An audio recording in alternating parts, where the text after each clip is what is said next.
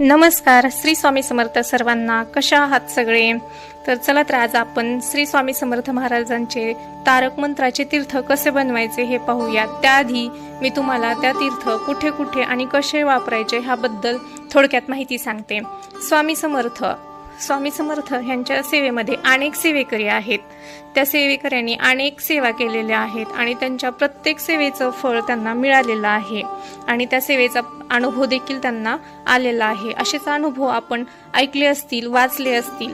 त्यामधील सर्वात प्रभावी अशी सेवा म्हणजे तारक मंत्र. आता तारक मंत्र म्हणजे काय? तर तारक मंत्र म्हणजे तारून नेणारा. त्याच्या नावामध्येच त्याचा अर्थ लपलेला आहे. तारक मंत्राचे अनेक ताई आणि दादांना अनुभव आलेले आहेत. अशाच ह्या तारक मंत्राचे तीर्थ कसे बनवायचे ते आपण ह्या व्हिडिओच्या माध्यमातून पाहणार आहोत.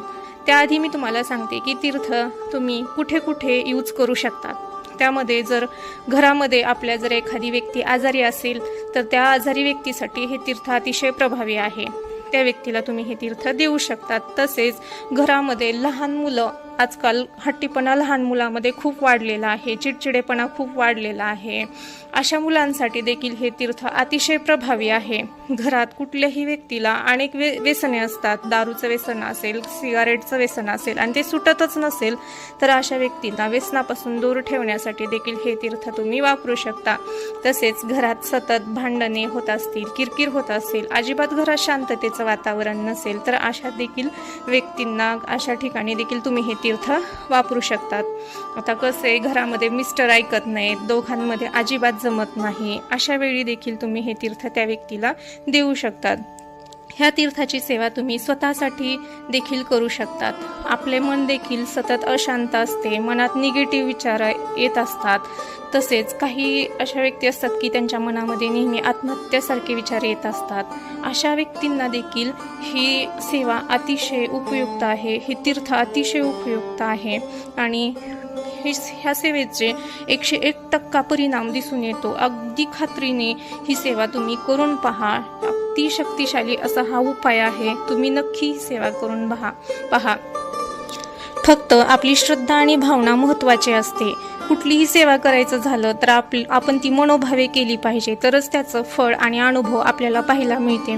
आता ही सेवा जर तुम्ही मनापासून केली, तुम्ही दुसऱ्याच्या सांगण्यावरून कोणीतरी सांगितले ह्या पद्धतीने करू नका. स्वतः मनातून ही सेवा करा. अगदी पहिल्याच दिवसात तुम्हाला ह्या सेवेचे अनुभव यायला लागतील.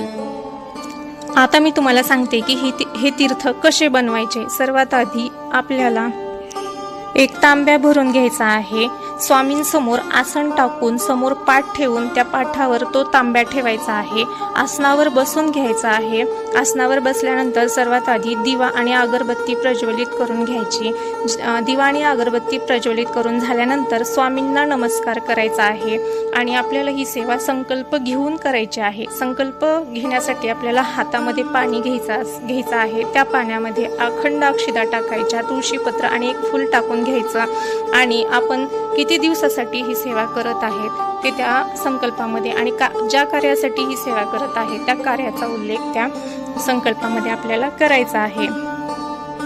संकल्प घेऊन झाल्यानंतर तो संकल्प एखाद्या प्लेटमध्ये सोडायचा आहे आणि नंतर आपला हात पुसून घ्यायचा आणि आपण अगोदर जो तांब्या भरून घेतला होता त्यावर आपला उजवा हात ठेवून तारक मंत्र 11 वेळेस म्हणायचा आहे. तारक मंत्र म्हणून झाल्यानंतर तो तांब्यावरचा हात काढून घ्यायचा. त्यानंतर परत स्वामींना नमस्कार करायचा आणि आपण जे अगोदर अगरबत्ती लावली होती त्या अगरबत्तीची जी काही खाली रक्षा पडलेली आहे ती चिमूटभर रक्षा त्या पाण्यात टाकायची आणि थोडीशी रक्षा आपल्या कपाळाला देखील लावून घ्यायची आहे. आणि ते तयार झालेलं जे तीर्थ आहे ते घरातील सर्व सदस्यांना द्यायचं आहे.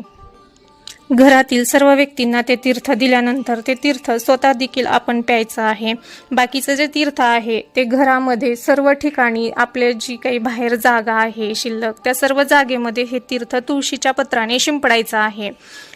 हे सर्व घरामध्ये शिंपडून घेऊन सर्व घरातल्या व्यक्तीवर देखील हे तीर्थ शिंपडून घ्यायचं आहे, जेणेकरून घरामध्ये जी काही निगेटिव्ह ऊर्जा असते ती बाहेर निघून जाते. ही सेवा आपण दिवसभर कधीही कुठल्याही वेळी घेऊ शकतो. ह्या सेवेला कुठल्याही वेळेचं बंधन नाही. त्यामुळे एकदा नक्की ही सेवा करून पहा. धन्यवाद. श्री स्वामी समर्थ. व्हिडिओ आवडल्यास व्हिडिओला लाईक, शेअर, सबस्क्राईब करा.